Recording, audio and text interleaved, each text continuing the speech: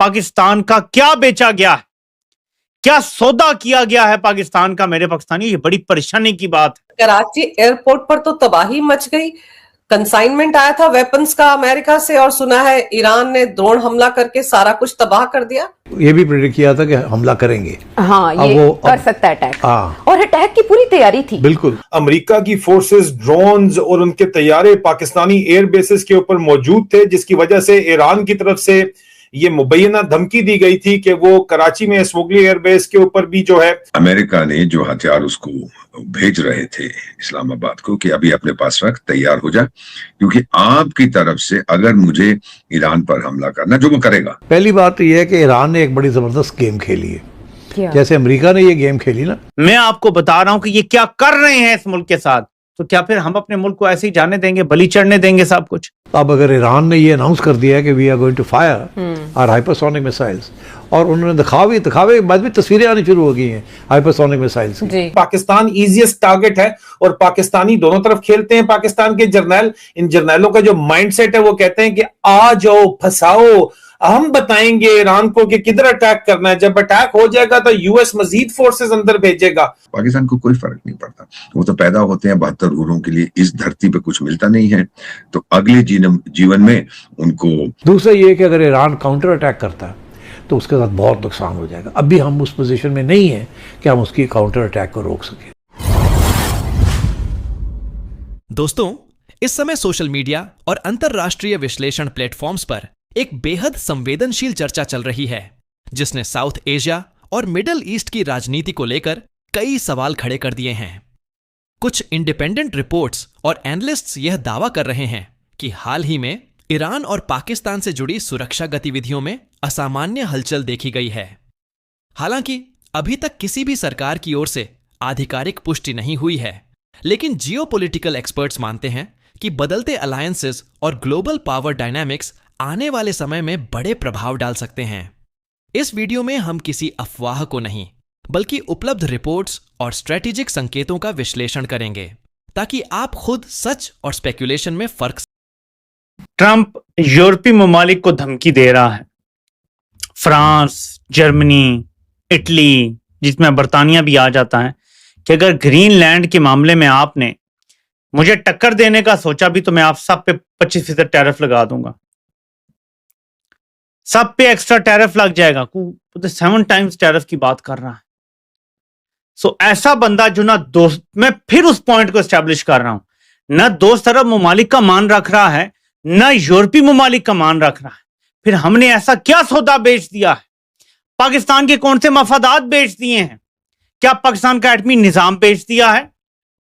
क्या हमने ऐसा बेच दिया है कि ट्रंप कहता है ये मेरा फेवरेट मील मार्शल है, लेकिन यूरोप से भी लड़ने के लिए तैयार है, अरब ममालिक की भी तारीफ करने के लिए तैयार नहीं है, किसी से मुंह लगाने के लिए तैयार नहीं है, मोदी तक को रुसवा कर रहा है। सोचें कि क्या किया गया होगा, because there are no free lunches. Trump एक बिजनेसमैन है और अमेरिका तो वैसे भी दोस्ती नहीं करता, अमेरिका सिर्फ मफादात देखता है।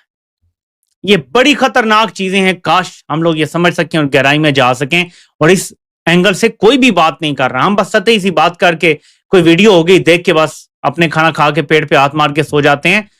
बहुत बड़ा पाकिस्तान का नुकसान कर दिया गया है, तब ये तारीफें हुई हैं।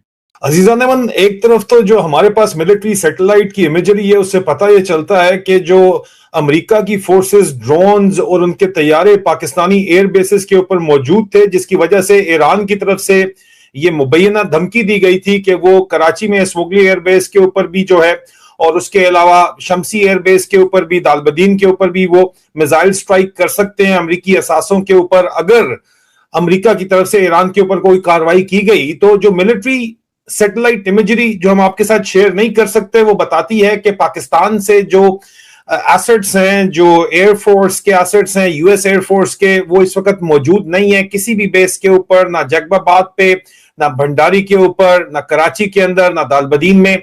अमेरिकन एसेट्स वहां से मूव कर गए एक तरफ तो, और दूसरी तरफ जो है वो बाकायदा तौर के ऊपर कल रात जो अटैक होने वाला था उसकी तफसीलात हमारे पास मौजूद है, वो क्यों नहीं हुआ, लेकिन खबर ये चलाई जा रही है और इस वक्त तक कंफर्म हो चुकी है कि पेंटागन ने अपना carrier strike group middle east की तरफ मूव किया है, लेकिन इससे बड़ी खबर यह है कि ये जो कैरियर स्ट्राइक ग्रुप है ये कहां से मूव किया है और क्यों मूव किया है, ये असल खबर है जिसके ऊपर कोई नजर नहीं रख रहा। और पाकिस्तान के ऊपर जो है वो वीजा बैन लगा दिया गया है। हालांकि पाकिस्तान सदर ट्रंप को नोबेल पीस प्राइज देना चाहता था, लेकिन हिंदुस्तान के ऊपर बैन नहीं लगाया गया है। ये अहम खबर है। सर, कराची एयरपोर्ट पर तो तबाही मच गई। कंसाइनमेंट आया था वेपन्स का अमेरिका से और सुना है ईरान। थोड़ा सा बैकग्राउंड इसका समझते हैं। वो जो एक खेती मार्शल है ना जिहादिस्तान का, जो खेती करता है, फील्ड में काम करता है, जो मार्शल पिंजरे वाली मुनिया, तो वो अमेरिका गया था एटसेट्रा। उस समय ट्रंप ने उससे, अब जो सामने आ रही है खबर, उससे कहा था कि देख टाइगर, ये रेयर चेहरा सब बकवास है, तेरे पास कुछ नहीं है। वो लेके तो गया था अपने साथ में दिखाने के लिए, देखो जी मैं दुकानदार हूं, मैं सेल्समैन हूं। उसने कहा ये चीज है कि हमने ईरान को ठोकना है। अब जो क्या है, इजराइल अपने बॉम्बर्स यूज करेगा जो मैंने दिए, मैं हथियार यूज करूंगा और आप अपने सिपाही भेजो मरने के लिए।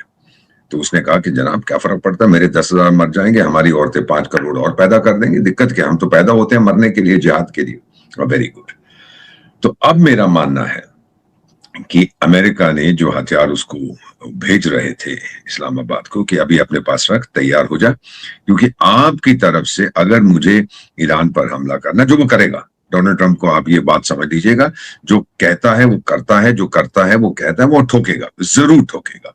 लेकिन उसको अगर जाना पड़े अंदर, अपनी अमेरिकी लोगों को नहीं भेजेगा सिपाहियों को मरने के लिए, पाकिस्तानियों को भेजेगा। पाकिस्तान को कोई फर्क नहीं पड़ता, वो तो पैदा होते हैं 72 हूरों के लिए, इस धरती पे कुछ मिलता नहीं है, तो अगले जीवन में उनको जो कुछ चाहिए मिलेगा, वहां पे उनको शारीरिक संबंध मिलेंगे 72 हूरों के साथ, और इस जीवन में उनको हिंसा मिलेगी।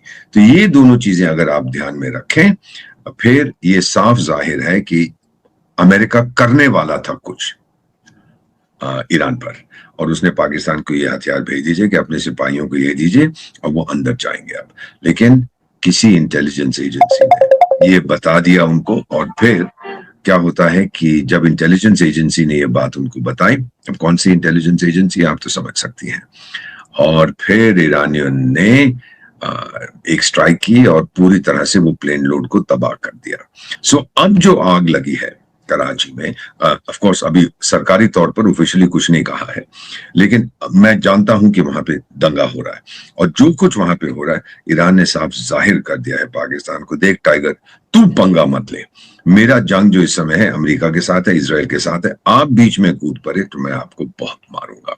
और ईरान ने पहले भी ये साबित कर दिया है कि उसमें ताकत है ठोकने की। अब वो मिसाइलों की जो बात कर रहे हैं कि हम इजराइल पे मिसाइलें दागेंगे और अमेरिकन बेसिस पे मिसाइलें दागेंगे, ये बड़ी मजेदार चीज है।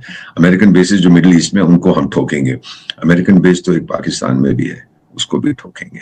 तो ये घबराया हुआ है इस समय पाकिस्तान। और ये जो वेपन हथियार आ रहे थे, ये तैयारी में थे कि हम आपको सोफिस्टिकेटेड वेपन्स दे रहे हैं, अब आपको अंदर जाना है और अपना वादा निभाओ कि आपको कोई फर्क नहीं पड़ता ईरान कितने आपके सिपाहियों को मार दे, वो तो सब सीधे जाएंगे जन्नत में, जहां उनकी हुरे इंतजार करेंगे। ये वो गधे नहीं समझते कि आपको जन्नत में वो 72 मिलती हैं अगर आप किसी काफिर को मारें। अब ये नहीं मालूम कि अगर ईरानियन भी काफिर बन गए, उनके लिए मुसलमान तो हैं लेकिन शिया भी काफिर।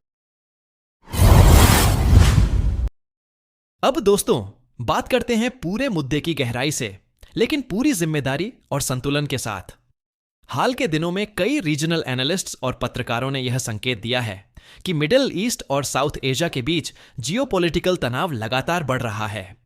कुछ रिपोर्ट्स में यह चर्चा है कि अमेरिका और पाकिस्तान के बीच मिलिट्री कोऑपरेशन पहले से अधिक सक्रिय हो गया है, जिसे ईरान सुरक्षा के नजरिए से देख रहा है। ईरान पहले भी सार्वजनिक रूप से यह कह चुका है कि वह अपने चारों ओर बन रहे किसी भी हॉस्टाइल मिलिट्री नेटवर्क को लेकर सतर्क है, लेकिन इसका मतलब सीधा टकराव होना नहीं होता। कराची जैसे स्ट्रेटेजिक शहर का नाम कुछ डिस्कशंस में जरूर लिया गया है, पर अभी तक किसी भी वेरीफाइड इंटरनेशनल एजेंसी या ऑफिशियल सोर्स ने किसी ड्रोन अटैक की पुष्टि नहीं की है। यही वजह है कि मेन स्ट्रीम मीडिया इन खबरों को कॉशियसली हैंडल कर रही है। जियोपॉलिटिकल मामलों में कई बार साइकोलॉजिकल प्रेशर, डिप्लोमेसी और स्ट्रेटेजिक सिग्नलिंग का इस्तेमाल किया जाता है ताकि बिना युद्ध के विरोधी को संदेश दिया जा सके। पाकिस्तान की इंटरनल पॉलिटिक्स, मिलिट्री लीडरशिप और फॉरेन रिलेशंस भी इस पूरे समीकरण को और जटिल बनाते हैं। एक्सपर्ट्स मानते हैं कि फिलहाल यह दौर डायरेक्ट वॉर से ज्यादा नैरेटिव वॉर और स्ट्रेटेजिक पोजिशनिंग का है। इसीलिए जरूरी है कि हम किसी भी सेंसेशनल हेडलाइन पर तुरंत विश्वास न करें, बल्कि मल्टीपल सोर्सेस, ऑफिशियल स्टेटमेंट्स और क्रेडिबल एनालिसिस पर ध्यान दें। हमारा मकसद डर फैलाना नहीं, बल्कि आपको इन्फॉर्म्ड और अवेयर बनाना है। आने वाले समय में अगर कोई कंफर्म्ड अपडेट आती है तो हम उसे पूरी ट्रांसपेरेंसी के साथ आपके सामने रखेंगे।